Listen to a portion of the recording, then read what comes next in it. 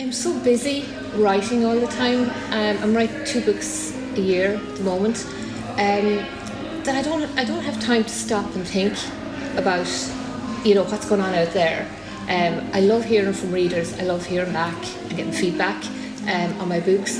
But the fact that a book gets to #1 or it's been translated in different countries, it's absolutely brilliant. But I still have to sit down every morning and write. So it has an impact on my life.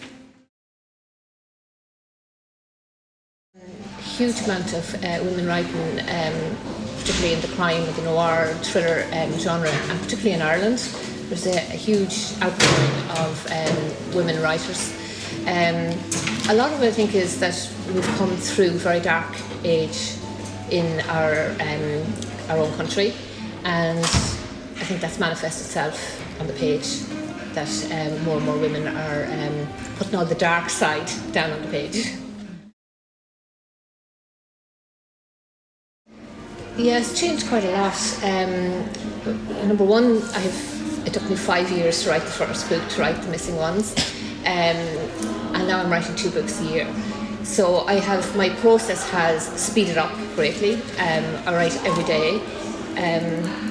I'm finding out more about how to make my characters work and how to get things across on the page without having to write 3 pages to describe something that might just happen in 1 or 2 paragraphs.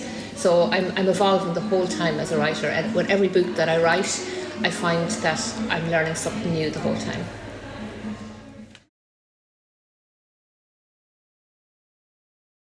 I never had the motivation to sit down and write a novel.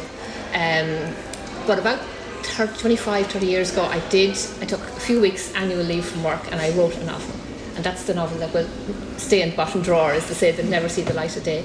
But after Aidan died and I went through a particularly bad time for about a year and a half and I had to give up work, I came back to kind of living my life through writing. So it was the way fate worked around me, and it's out of sad circumstances that the writing has come to fruition, but that's the way my life has evolved.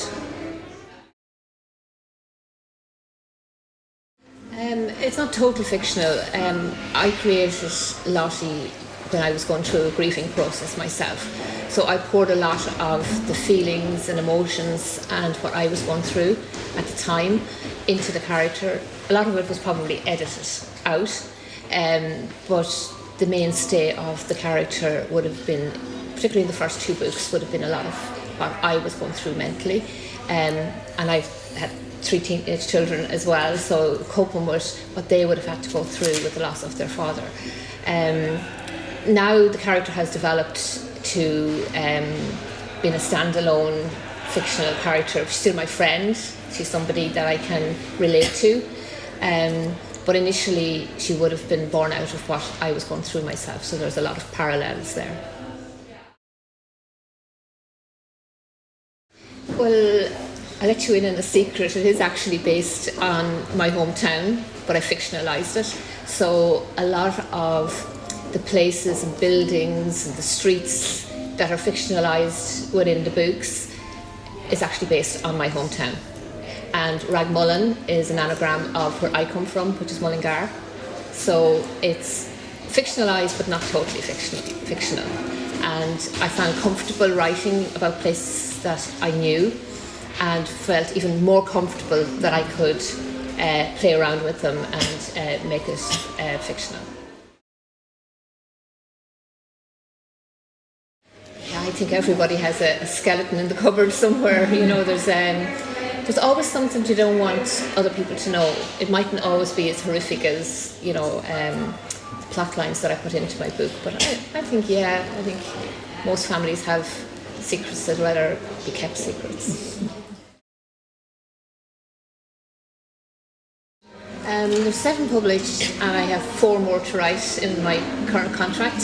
So after that then, if people want to keep reading Lottie Parker, I'll keep writing Lottie, I'll keep developing her character. But I'm also writing a psychological thriller as well. That's my hobby at the moment. I just want to say hi to all the readers of Negra Immortal. and I hope you all enjoy the Lottie Parker series.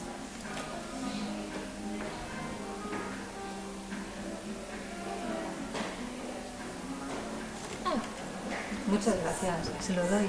Sí, that's a bookmark on the website for you. Thank you. Gracias.